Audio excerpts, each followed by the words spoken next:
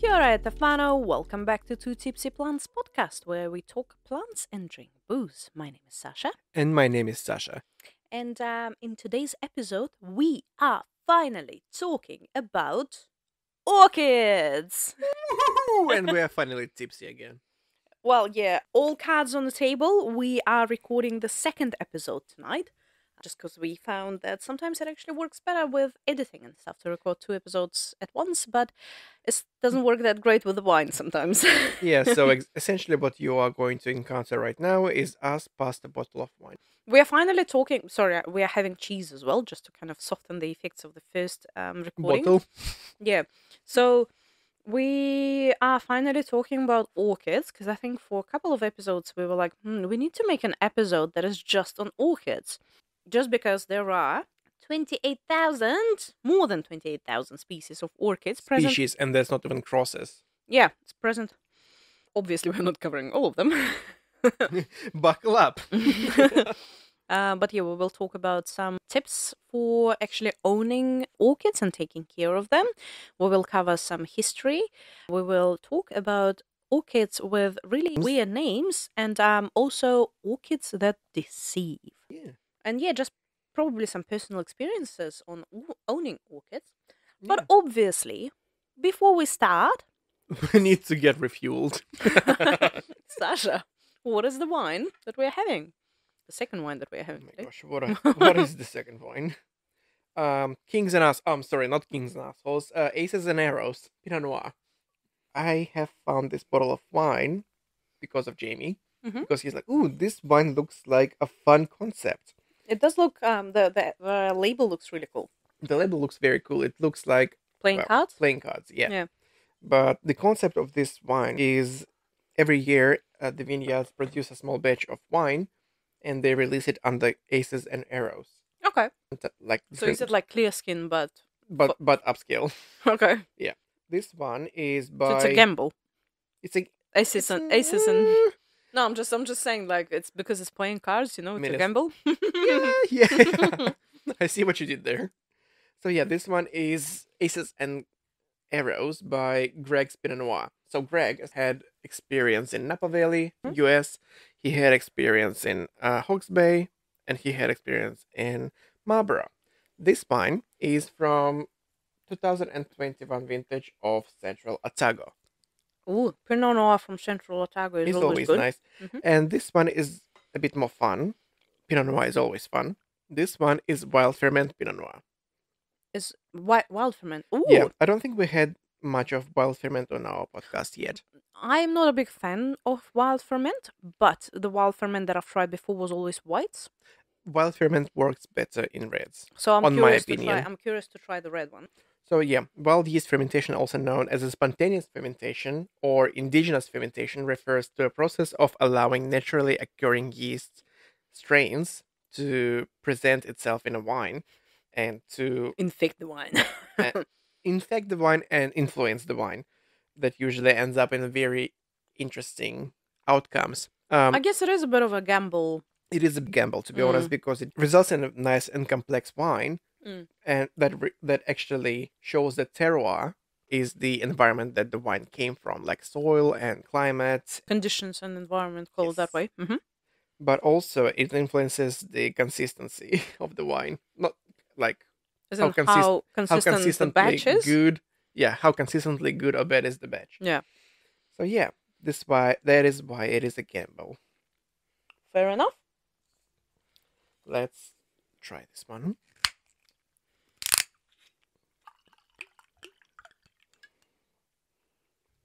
Interesting. Ooh, it looks a bit cloudy. A little bit.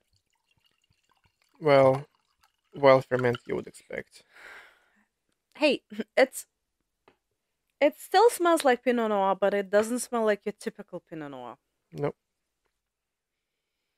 Do you know what I mean? Like it smells. Like a vanilla candle. No, we actually like in our previous episode we had a vanilla candle running, and we didn't realize how intoxicating it was actually getting in this room when we walked out for like a bit of a break and walked back in, and we were like, ugh, open the window. Yeah.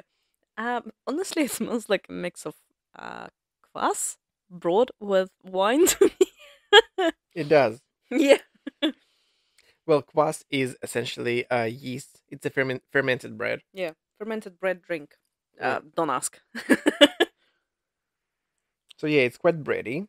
So I actually have no idea if it has been done in carbonic maceration style. It's quite spritzy as well. Spritzy means like, like it has bubbles in it, like it's carbonated. Only a tiny bit. Yeah. To be honest, I am impressed. Especially after smoked cheese, like the flavor that you get Still in your punchy. mouth. I feel like it's very berry like. It's really nice. I actually like it because I don't like white wild ferments. It's just not my thing. Because I feel like there's no flavor. It's just literally just the ferment sort of taste that you feel. But with this one, you can actually I see what you're referring to is a bit too much yeast in there. in the white ones. Yeah. Yes, but this is actually really nice. Like I actually really like it. Like now that you have said that it tastes like kvass, all I taste is kvass. Well, no, I still taste like berries and stuff. It's quite But yeah, it also tastes like fermented strawberries. yes, yes, definitely. And it also is a bit burning on your throat. Can you feel it? Like, can you feel the warmth? Yeah. It's not your typical wine warmth. It's more like a Like harder liquor warmth. Jarapito. Yeah, yeah, like very peppery. It's actually really nice. Like I'm impressed. I'm Yeah. impressed because it's a wild Wild ferment. ferment. This one is also has a bit of a cheesy notes, I would say. Mm. Or is it the Besides cheese? us or is it the cheese? We will never know. Yeah. Okay. All right. Sasha, how about you start? So Sasha is quite an enthusiast on house orchids, call it that way, the ones that you can actually own as a house plant. Because I remember you had, well, I wouldn't call it a phase. I'm thinking you are still interested in house plants, Well, orchids. let's be honest. The houseplant collection people, enthusiasts, go through phases, and I sent it to you yesterday. Yeah. Like the first phase, I don't care what I buy everything. Actually, no. The first phase, I just need something in my house to bring a pop of color. I buy like 1 to 5 plants for that, and Oh, then you never buy just 1 to 5 plants. and then then it slowly goes into a second phase, which is like I need to buy all of them. I'm gonna catch them all, Hmm. but this time it's not Pokemon. It's all the house plants. Both of us went through that phase, yes. Mm-hmm. And then after that, you slowly start to Realize that you have no more space in your house and you need to do some selective giving away and then also limit yourself to what you buy. well, maybe, but what I did was, I ran out of horizontal space, so I went vertical I need to hang space. stuff. I need to hang stuff. Or put it on poles to climb up. Yeah. After that, the other stage would be rare plants, but you still have no organization to it. You still don't know what you want. You just buy all the rare plants, and that's expensive phase. Mm. Like the other phases were not expensive. And after that, you start finally branching into the plants that you like. Like Yes. regular varieties would be monsteras, philodendrons, hoyas, and orchids. Or calatheas for me. Or Like I really like calatheas because they are doing Just fine rare in my plants, house. yeah. Yeah. But the thing is that out of all the varieties that I have mentioned, I think calatheas and orchids will be the most finicky ones. Mm. Okay, so tell us a bit more about orchids, maybe the history of it, because I know you've done a bit of research on it. Mm. Yeah. So orchids have been in our life since the ancient times, and the orchids have been documented as far back as 551 BC, Mhm. before Christ. That's a long time ago. Mm. And Essentially, at least 7,000 years ago. Mhm. And the Greek philosopher Theophrastus in 371 BC also mentioned that in his writings. However, these references were often vague and did not provide the detailed information to identify what kind of plant, like what kind of orchid it was. So that is unfortunate. It would be nice to know what kind of orchid that was. I wonder if back in the day they had 28,000 species, though. Probably more, to be honest, considering that right now. That it was warmer as well and more preferable conditions for orchids too. Well, that, but also I'm just more thinking about the poaching that is happening at the moment. We have Mm, lost a lot of species of orchid in the past 3 years mm. because when COVID happened, people went crazy and they wanted new stuff, and orchids and philodendrons and anthuriums got a very significant hit by people who have been poaching Like plants from natural from environments. natural environments. Mm. Yes. Um, 15th and 19th century was one of the booms in the discovery of the houseplants, for example. Mm-hmm. And people went into the. Because it Uh, was such a rarity. it was a rarity, but also that's when people started to appreciate it, and the glass houses have developed. Yes, yes, there Yeah. was that glasshouse effect. Not the one that we're having currently in terms of the greenhouse effect, but like the glasshouse effect, especially colonizing countries where they started exploring other countries and they saw all these beautiful plants that they couldn't have Mm-hmm. back at home. So they invented the glasshouse, and it opened, Terrariums, vivariums, glass yeah, houses. and it opened up like massive opportunity to collect the Massive, plants. massive niche in a market that people wanted to have more that Mm, we're experiencing again this time. mm. Like the history just repeats itself over and over again. Yeah, always. 19th century, orchid mania. Like before that, it was not orchid mania. In 19th century, we have seen the period of intense orchid collecting and cultivation known as orchid mania. Orchids became highly sought after and they became a symbol of a status. So I guess, yeah, if you own a good collection of orchids, you were considered to be sort of of a higher class. Is that what you're saying? I think it's more about how rare and inaccessible that is. It's still the case with other things to this day, which does my mind then. But yeah, one thing is when you collect things that are rare because you really enjoy them, and And the the other other thing one is is just just for because the it's rare. status. Well, just the status, just so you are like, Yeah. I own this. I don't know, a Mon- freaking monster- DeLorean from, Back to the Future. Not because they probably haven't even seen Back to the Future, but they own it because it's so rare. Just as an example. You're right.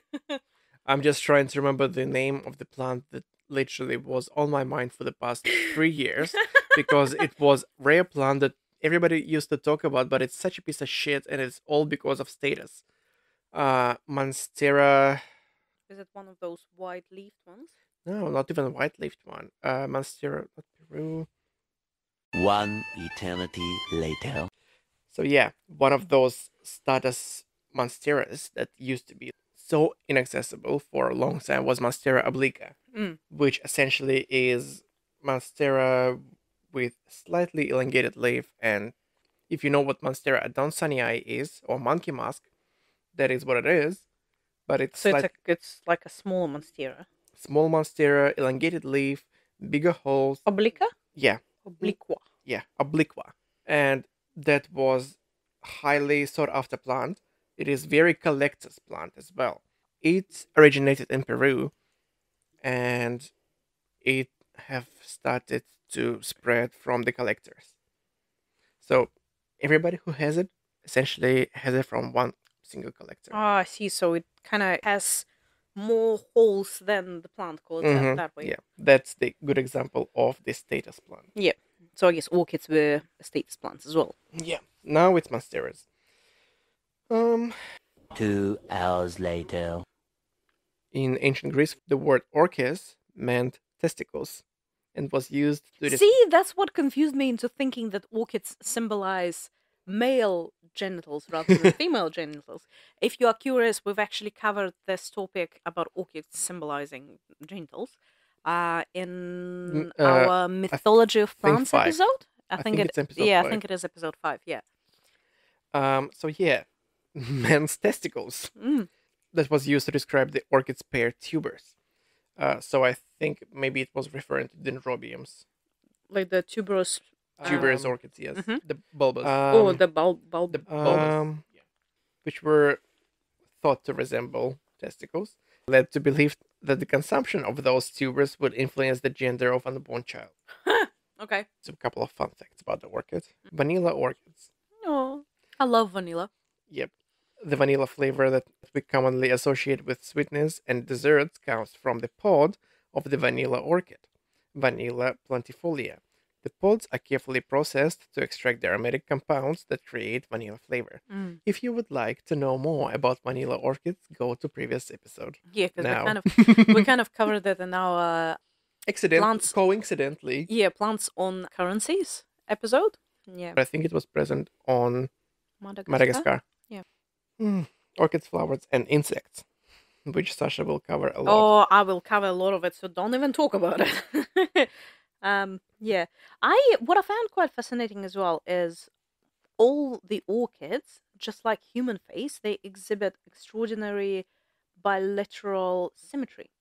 Have you actually noticed it? Like an orchid flower is always symmetrical. Yeah.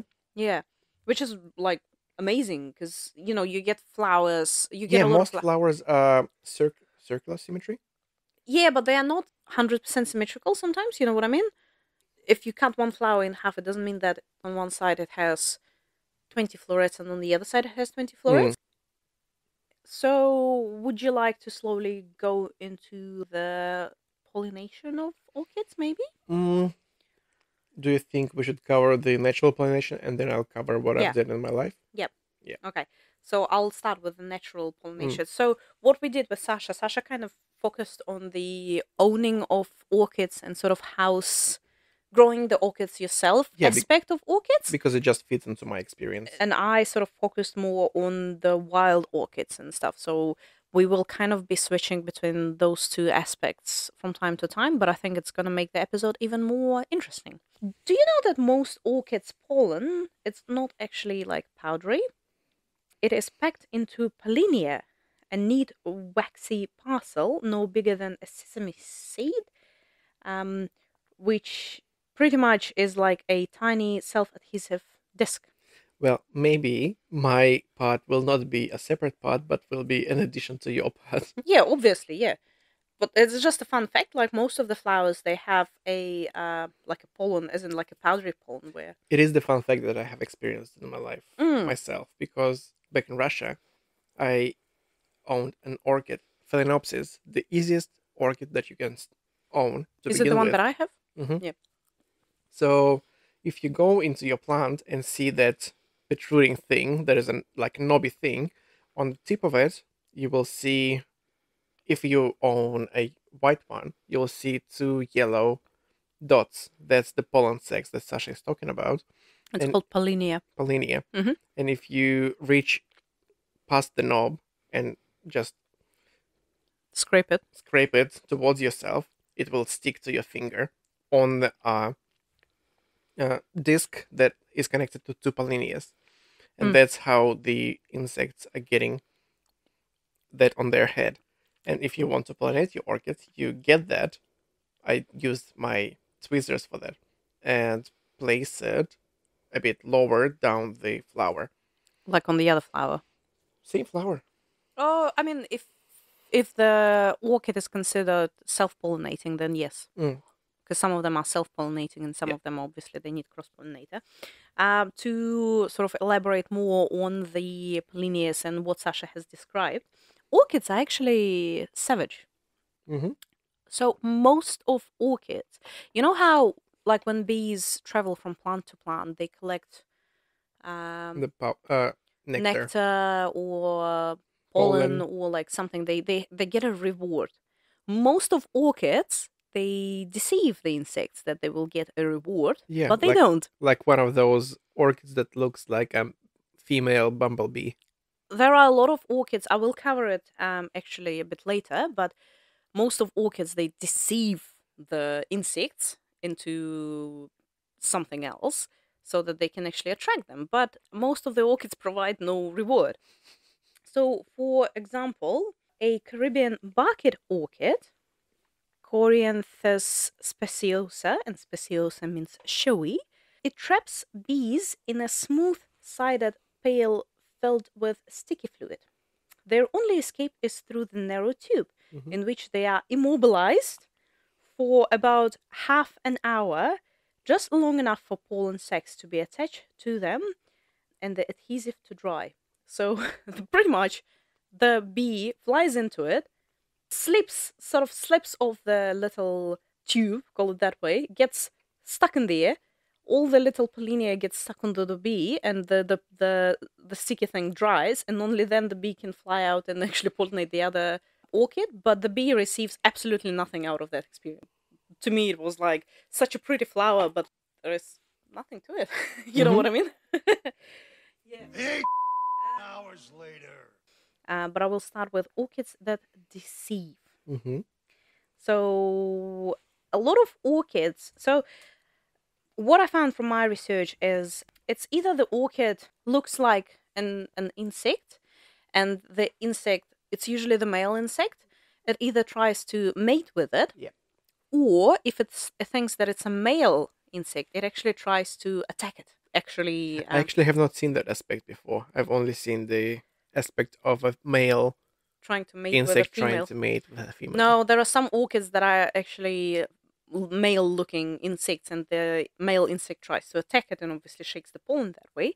But there are also some orchids that look like they have an insect that another insect might want, which I found really cool. So I'll just cover maybe 3 orchids because I have a lot of them, but I'll cover 3 orchids of 3 different sort of types that I've just described. So one of them would be the Mexican bee orchid, which is a Hagsatira rosiloi. Is it the one that looks like a fat bumblebee with a blue color? No, it actually does not look very much like a bee, but I guess to a bee it might look like a bee. We will include all of those orchids in some of our reels. We'll probably have to split it into a couple of reels actually this time around. The flower is about 3.5 centimeters in diameter. Yep. And it is native to southern Mexico and Guatemala, so hence the Mexican bee orchid. The flower of the Mexican bee orchid is sort of green with forward-spreading sepals and smaller forward pointy petals, and apparently it resembles a bee. So a male bee mistakes it for a female and attempts to mate with it. Wow, wow. What I also found is a lot of orchids are actually not studied in terms of the pollination and the way they are pollinated, just because some of the orchids are very short-lived. I guess maybe it takes a lot of effort to actually study the pollination. Well, some of them are quite hard. Not easy to grow in a lab or in a greenhouse. You need to take it out of the environment to the place that is more easily accessible to the researcher. If you didn't get seeds, you're pretty much fucked and you need to go back into the environment. Another orchid that it looks like an insect, but it's not pollinated by those particular insects, is a bug orchid. Crossoglossa tipuloides. I'll show you a picture. What bug do you think it looks like? Sting bug? Yes. Yeah. It is a green orchid that kind of looks like a sting bug. The flower size is about 1 centimeter, so it's a tiny little flower. And although they look like sting bugs, they are more likely to be pollinated by some form of fly or gnat. But again, however, no formal studies have been conducted so far for those orchids. What I also found, the orchids that are small and green flowered are usually pollinated by night insects. Well, yeah, I And it assume that there is kinda- no point of having a color if you're in the night. And it kind of applies to all the flowers and not just orchids, that like the flowers that are sort of not as showy, they're usually pollinated by night insects. But then you would have to develop another strategy, like either a temperature, like Amorphalis does, or To kind of raise the temperature for them to like... yes, to actually see it or Yeah. feel it. Yeah, it doesn't really say about this particular orchid what it does. The other cool orchid from the same category is the menagerie orchid. Menagerie. No? Menagerie. Menagerie, yes. Zootrophion hypodiscus. It actually does not look like your typical orchid. It kind of looks like Like a snail with holes? I don't know. well, it kind of looks like sort of a seed that has an opening in it. You know what I mean? Like it's It's like an open flower. the reason I chose this flower to talk about is so the name of the peculiar genus is Greek for a menagerie and refers to a similarity of the flower to the head of exotic animal, I don't know what exotic animal that freaking flower looks like. But the blooms of that orchid, they have fused sepals that form a ridged chamber. That's probably a better explanation of what we were trying to describe the orchid to be, with an opening on each side and hairs that and tissue extensions along the veins. So those species, they are actually pollinated by fungus gnats Nets. that normally lay their eggs on mushrooms, Hmm. which means that the orchid, Is trying to simulate a mushroom. yes, and it probably smells like fungus as well. Do you know what menagerie means? Mm-mm. A menagerie is a collection of captive animals, frequently exotic, kept for display. Oh, well, there you go. So that's probably why. But, like, I don't see that orchid to look like any of the animals, to be honest. Like, it doesn't look like a head of any animal. Yeah. And the last one that I'll cover from this episode would be a orchid that has actually been spotted in New Zealand as well, which is my favorite from this category. I'll show you what it looks like at first, and you tell me what insect it looks like. Kind of wasp. Not quite. It looks like a lot of ants. Yeah, it does look empty. Yeah, but wasps are a part of the pollination of this orchid. So the orchid that I'm talking about is an ant orchid, Chiloglotis formicifera. The size of the flower is about 1.5 centimeters, and it is native to Eastern Australia, but it has been spotted in North Island of New Zealand as well. What the orchid does, it looks like it has ants on it. We will upload the pictures as well, but it's pretty much like a green small orchid, and it has like black. Well, yeah, now that you have Shiny mentioned, it does look spots. like a cluster of ants. Yeah, it does look like a cluster of ants. It actually attracts a type of wasp that obviously hunts ants, and the wasp sort of flies onto an orchid and it tries to grab the ant and fly away with it, and obviously it can't do that, so it gets pulled back and gets Right in the face with the pollen. yeah, it kind of becomes glued. The head of the wasp becomes glued with the pollinia, and frustrated, the male flies off only to pollinate another orchid flower during another visit and struggle. Yep, that's why I'm saying that orchids are fucking savage. Orchids are assholes. Yep. So yeah, there is a single historical record from Kaitaia in New Zealand that this orchid was spotted. It does not necessarily mean that this orchid is actually native to New Zealand, because there was only a single. Setting. Yeah, pretty much. But I found it really cool. Yeah, orchids, they evolved to mimic a lot of insects to actually attract them visually, but most of the orchids, they don't give them the reward, which is the nectar. I do know that you have one of the favorite orchids of mine that on your list, which is a vampire orchid. Yeah, I'll actually talk about it. In the next episode. No, in my strange named orchids. All right, let's do that. Do you want to talk about sort of house orchids and? Yes, let's dive into the life of the house orchids. The first orchid that I have started with is Phalaenopsis, and to be honest, I'm glad that I did that because it is the easiest. You pretty much just water it from time to time. Can I just say that a lot of people don't know how to water their orchids? A lot of people think that once orchids stopped flowering, you need to throw it away because it will not reflower. That's my fourth year my orchid is flowering, so that's not true. Mm-hmm. But I know that a lot of people, like even when I worked at my previous place and did a lot of garden consultations, people asked me tips on houseplants, and one of the biggest problem that they had is their orchids were not doing well. Simply because they would have the orchid in a cover pot and they would just water the cover pot. And I'm like, no. There is a reason why orchids are placed in transparent pots. They prefer to be in transparent pots. Well, think about it. It's an epiphyte. Yeah. Epiphyte means it is living on plants. Roots should be constantly exposed to the air and to air circulation. Yes. And if you have it in a cover pot, it's going to be constrained.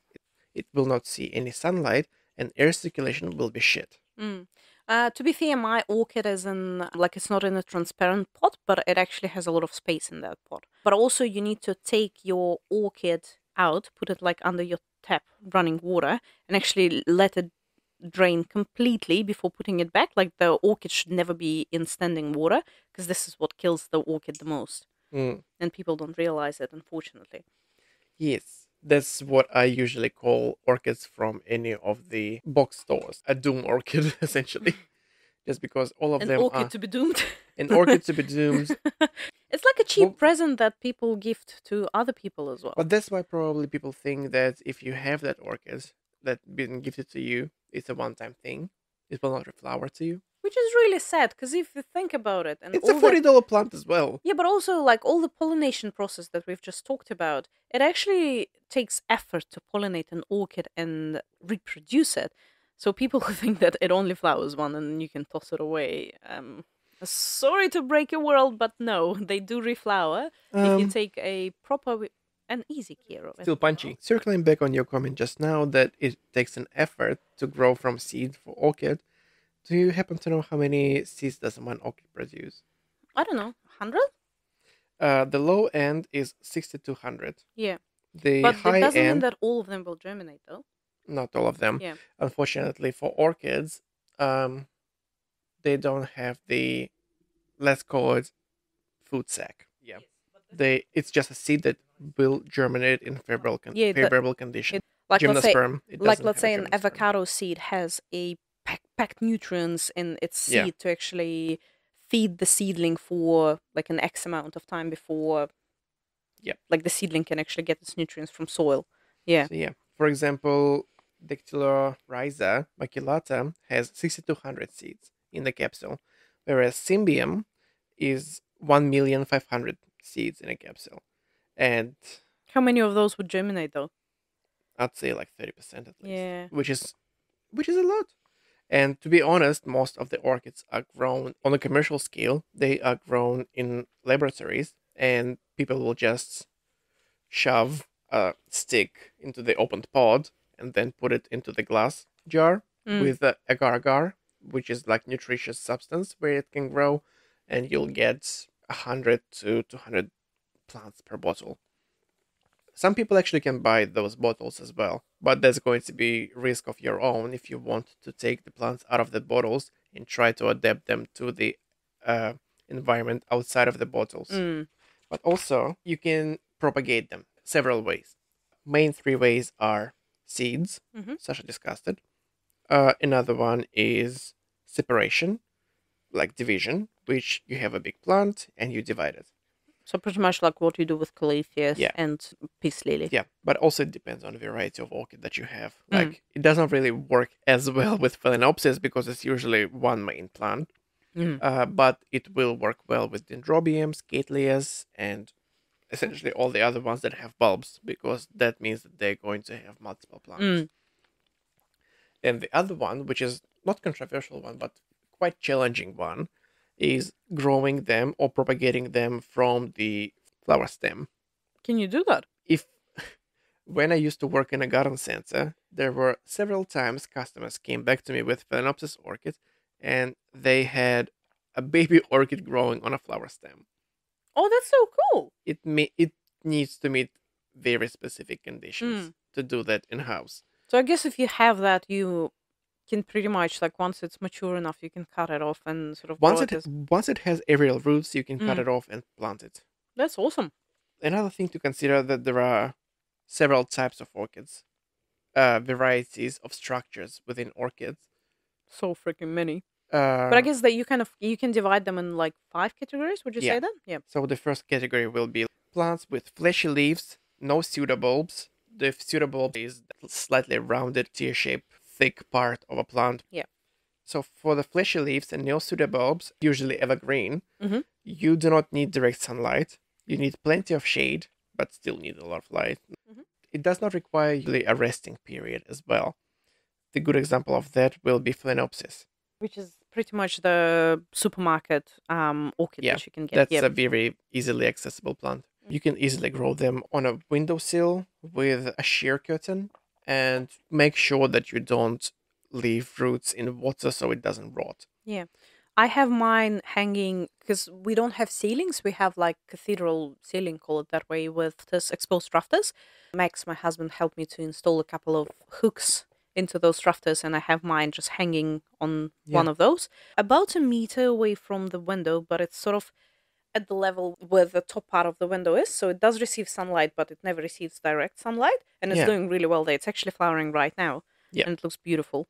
Also, need to remember about the substrate for your orchids. Never place them in a very dense soil substrate. You can actually buy like a proper orchid bark Orchid mix. mix. It's usually like bark and sort of organic mixture, but it's usually quite bark. You still can probably plant it in a soil, because when I started with the orchids, I did plant it in the soil, and honestly, it did great. It gave me babies, it gave me flowers, it gave me everything. Give you babies. Aw. Yeah, but also the thing is that your roots kept on rotting. Yeah. Well, yeah, because with soil, there is more contact with moisture, and Mhm. obviously because orchids are epiphytes, they don't really like that. So yeah, she was happy, but she was on the verge of death all the time. Oh. Make sure that if you have soil in your substrate, just make it very airy. So introduce bark, introduce something that is going to make it a bit more airy. The second type of leaves, Yeah, keep talking, keep talking. the second type of plant that we can discuss is orchids that have thin leaves, strongly developed pseudobulbs, and they are usually deciduous. At the end of the growing period, they would probably just shed a leaf. They prefer semi-shade, plenty of moisture during the growth period, but do withhold water entirely during the resting period. Which The is when they are dormant, Yeah. like when they don't have leaves on them. Yep. The good example of that is a Catasetum scura, which I have not dealt with it, fortunately, actually, because I don't do well with deciduous houseplants. They just don't survive. I just don't. Yeah, it would be tricky to. I guess you never know how the plant knows if it's the season to lose the leaves, if it's an indoor plant. Yeah. I mean, Tricky. I used to have Hippeastrum, which is a bulb essentially, which people grow here as an outdoor plant, and it was kind of easy to take care of it, and hyacinth as well. Mm. But you, Well, it's just hyacinth is an outdoor plant. It's a bulb, pretty much. Yeah. but also it means that it's much more maintenance. You need to report it more often. Yeah. Case closed. Let's get drunk. Third variety will be the plants with leathery leaves, usually well-developed pseudobulbs. They are evergreen or deciduous. They require semi-shade, but more light for good pseudobulbs to develop. They require plenty of moisture during the growing period and less of the moisture during the resting period. Cattleyas are a good example of that. Mhm. Honestly, I have book in my head at the moment that I'm reading from. This book is dated 1987. I wish I had that book when I started my journey into the orchids, because so many more of them would survive or be happy by now. The thing is that you don't have a lot of good information that is well structured these days. Well, the thing is, these days. Yeah, oblique orchids, just because that that was as popular. Highly Well, sought the after thing, plant. y- It that's is why very I collected always plant, recommend people buy plants from like a garden center rather than a box store, like a department store, call it that way. Because in a garden, like let's say the garden center that we worked in, there are ladies who still work there who, like one of them actually collects orchids and it's her hobby. who are in their 50s, 60s. So obviously she would have so much experience and so much knowledge that she can share with you if you ask her, where in a box store, like a typical, just a department store or hardware store where they also sell plants now, people who work there rarely know about plants. So they'll sell you an orchid saying that, oh yeah, you just water it from time to time and shit like that. But you actually need an Which is expertise which is not a advice. bad advice, to be honest. From time to time, yeah, let it. That means that you will let the root dries, Yeah. let the roots dry, and maybe it will survive. Yeah, but you know what I mean. Like it's always better to buy it from a garden center where experienced people work, because they can give you a good advice. The fourth type of the orchid that we can discuss is the orchid with leathery leaves. No pseudobulb that will require plenty of light, plenty of moisture. That's during the growth period, but moderate amounts only during the resting period. That the Considium of those good example would influence the gen. My gosh, I have to kill so many Anthuriums because I tried to treat them as phalaenopsis. So the end result, the leaf on the top of the bulb falls off. Aw, shame. Yeah, and roots rot. The fifth type is the terete and semi-terete leaves.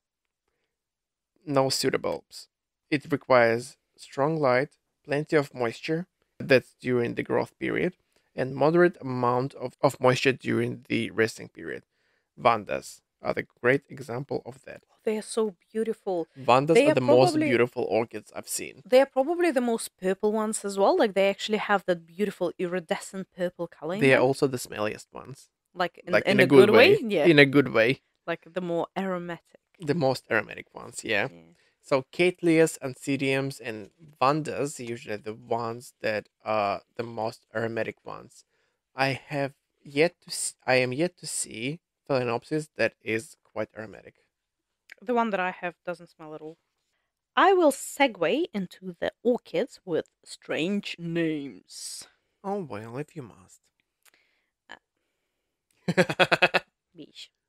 So honestly, the list is like enormous, but I'll elaborate on some of them, but I'll start with a couple of them that are like worth a note. There is a small tapeworm orchid. Kind of looks like a Ew. tapeworm. Um, Tiniophilum pusillum. There is a waxcone orchid, which actually looks really beautiful. Robicuetia serena. There is a yellow pine orchid that looks really beautiful as well. Gastrochilus japonicus. But I'll start talking a bit more in detail about some orchids. There is one that's called unseen orchid. Obscene. Unseen. Unseen.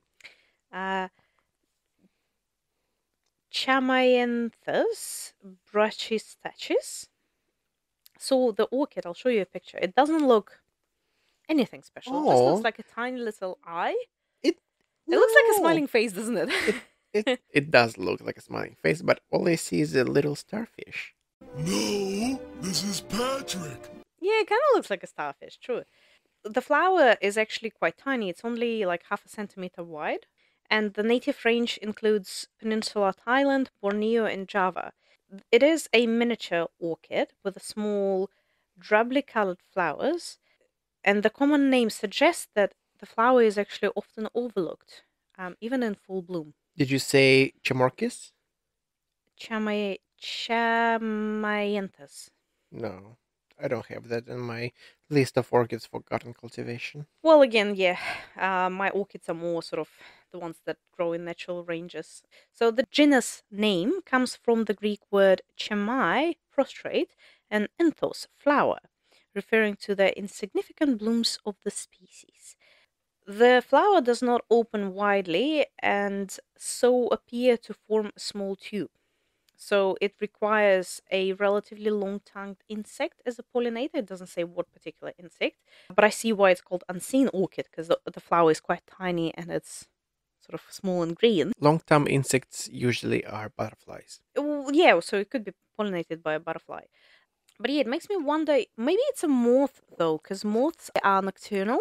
Because you would think that because the flower is green and sort of not Yeah. showy, you would think that it's a night pollinator. There is also a shy orchid, Oh, which is called Psilochilus modestus, and obviously modestus means modest. It is a modest flower, you know what I mean? It's not too showy and it's quite it kind of looks like elegant? undeveloped Vanda. Or a little Cattleya. bit, yeah, because it does have that purple in it. And those frilly petals as well. Yeah, so the flower is about 1.3 centimeters in size, and its native range is Brazil and Venezuela. So the pollen collecting insects perform mainly self pollination and promote a higher fruit set than those collecting nectar. I'm assuming that this particular orchid does not provide nectar, just like most of them. Oh, actually, no. Hold on. No, this is actually the one that is not like most of them because it does provide nectar. Flowers offer nectar and pollen as reward and are pollinated by several species of small, solitary, and social bees. Wow, this is one of the few orchids that are actually not like, yeah, give you ifl. Do you want me to continue with the list? Yeah. Are you just going through your book and seeing if any Yeah. of them can be houseplants? There's one called. Well, that's based on 1987 book. Well, still. Well, Yeah. It's just these days people have much more varieties of plants because we have better technology and better greenhouses. And But also we learn more about plants because we have the technology to actually study them. Yeah. a very good example of developed glasshouse is BioOrb. Have you seen that before? No. Imagine yourself an aquarium that has a lid on top that has light in it, humidifier in it, ventilation in it, and on the bottom of the globe aquarium you have the substrate with like that will drain. So pretty much like a high tech greenhouse. High tech greenhouse slash what is it? Ecosphere. Yeah. The problem with that thing is actually usually the light is too intense, so a lot of plants burn. So I'll continue with my Mm. list of plants with funny names. The next one is called a dwarf nipple orchid, Ooh, a little nipple. which is a Thalassus pygmaea, and pygmaea means dwarf. The flower size is tiny. It's only 0.17 centimeters, so like about 2 millimeters wide. And its native range is tropical and subtropical Asia, from Himalayas to Taiwan and India to the Solomon Islands. The genus name is Greek for with nipples, probably a reference to the shape of the leafless pseudobulb, as you've mentioned Yep. before, reflected also in the common name. Pollination of the tiny flowers is highly speculative, so pretty much nobody knows who pollinates it. They do not, however, self pollinate because production of seeds is not regular. Yeah, but it kind of looks like I don't know where this nipple thing is coming, but the next one that I have is called a rotten banana orchid. Yeah. It looks like that. So it looks like a. I have Sasha have sent it to me yesterday, and I have told her that it looks like a human centipede, but instead of human centipede, you should imagine mouths of the baby birds. Damn, you've got some imagination. So those tiny little flowers that Sasha just mentioned are 0.8 centimeters in size, and the native range of this orchid is from Himalayas to southern China, Yan'an province, and Indochina. So the rotten banana orchid, like the name has meaning to it. So most species of, actually, sorry, I haven't mentioned the botanical name, which is Bulbophyllum kirayanum. So most That is species, actually probably in the book. well, it is a bulbulous. Like if you look at the picture of the drawing, it does have bulbs That in it. looks like Oncidium, Well, by the structure of a bulb. yeah, but it is a bulbophyllum.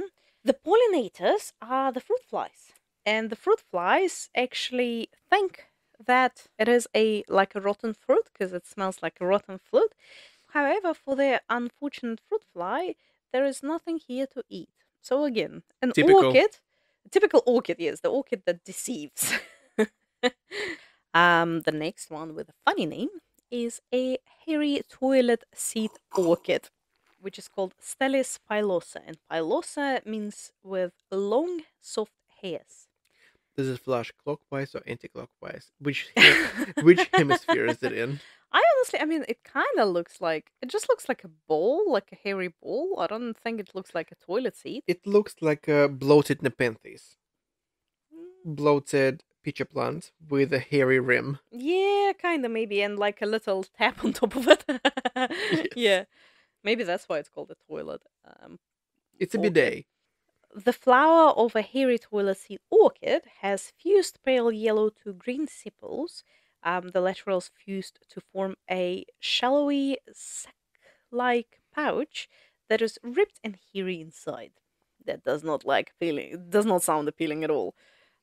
Yeah, it doesn't say who it is pollinated by, but again, because the flower is not showy, I would assume it like sort of attracts night pollinators or maybe like flies, small flies. Just think of what can fit in it, and usually, judging by the shape of it, I would say it's a beetle pollinated, something like that. Possibly, yes, something that can go inside that little toilet bowl, call it that way. Yeah. Have a little bit of a splish splash. The second last of the orchids on my list is a yellow mustache orchid. It's a tiny picture, but it's very self-explanatory. Scaphocephalum grande. Grande obviously means Ariana big and Grande. shody. A Well, what? that's why I was like, I want it, I like it. Bloody song stuck in my What head. is this? What does it mean again? Sorry. And grande, big and showy. So yeah, so flowering can occur over several months to nearly a whole year of that orchid, which would be great. When flies visit the flower, scent areas on the fused sepals guide them into position to contact the pollen masses and stigma. So those little mustaches act as guides to the areas where the pollen is. So the genus name refers to the hollow fused lateral sepals from the Greek scaphos, meaning a vessel, which I think it is another sort of common name for the genus of this orchids, like a vessel or ship-shaped flower. This structure has a long tail in many species of the genus, and on this species it has a flattened perpendicular surface resembling a mustache with long tips, which is a good description of this plant. And I think we will finish up with the plant that kind of falls into both houseplant and not houseplant category of this topic is the orchid that does not sound like an orchid at all. Like the scientific name of that orchid is Dracula vampira. It does not sound like it's an orchid at all. Like Dracula vampira. I mean, like obviously a vampire, a Dracula vampire. One orchid flower. Ha ha. Like damn, it's called a vampire dragon. It is actually a very beautiful orchid. Like it kind of looks like a trillium because it has like three It does. sort of flower petals, and then it has like a little sort of like like I don't know how to call it, like a You know the backside of a balloon? yes, like when you tighten a Yeah. balloon, yeah, the area where you blow the air in. Yep. What I found really cool in this one is the plant size is about like it's about 30 centimeters high to about 5 centimeters wide. But the flower size is 18 centimeters, so it's a massive flower if you compare it to the size of the whole plant. Shower. Yeah, 18 It's not a centimeters. grower, it's That's a like shower. that's like yay big. Yeah. It's a massive flower. The vampire dragon has one of the most evocative names in the orchid family. Yeah, no shit. Conjuring Very dramatic. Yeah, conjuring up vivid images from the horror movies. So apparently, the genus name is derived from the Latin for little dragon, Dracula. Another source of the name is from Vlad III Dracula, which is the The ruler third. of Who are the first fucking Draculas? don't know, who is the ruler of Wallachia, modern Romania, whose father was a member of the Order of the Dragon. So the species of Dracula all appear to be pollinated by fungus-eating gnats that are attracted to the lip, which has the shape of a mushroom, complete with gills and an appropriate odor. So it is one of those orchids that is quite showy, but it actually smells like a freaking mushroom or fungus. So it is pollinated by the fungus nuts. But yeah. So do people actually, can you grow it in the house? Like, is it a house plant? It's a terrarium plant. Okay. Let's call it that. It's not a house plant. I mean, it's so fascinating that you think of orchids and you only think of the, what are they called? The one that I have? Phalaenopsis. Yeah. You only think of those because they're sold in the shops and like you only see They're them. the easily accessible ones. But also there are dendrobiums which are easy to grow if you know how to, because they can withstand living outdoors. Because I did leave mine on the balcony. Accidentally? No, not really. Like sometimes when you are in a low state and you don't really feel like taking care of plants, you put them on the balcony and you just see what happens. So dendrobiums and surprisingly enough, spider plants survive. They are doing well outdoors. Well, I'm not surprised that like spider plants do, but yeah. Yeah, they're really hard to kill. What I wanted to say is the good beginner plants will be something that are stout, flowering, evergreen, require stable temperature. Like not stable temperature, require room temperature. So Phalaenopsis is your go-to. Don't try anything else unless you feel confident. For the more advanced people, a younger, not necessarily fully developed plants will, which vary in light requirements, will do. I would still probably say Phalaenopsis. And for the experts, go crazy, go try. If you have enough money, go try other orchids. They for New Zealand market, they are all bloody expensive.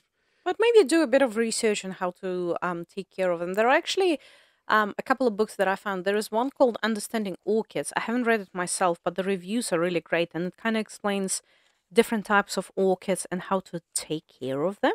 So I would suggest definitely do a good research. I am personally a big fan of a good book because I mean Google is great and just internet resources are great, but you just won't find things that you find in books sometimes, especially the book that Sasha has, for example, Yeah, which is like a 1960s old book. materials used to rely on people's experiences, and that's priceless. I'll finish our discussion on orchids today with one of New Zealand native orchids, which unfortunately is very, very threatened.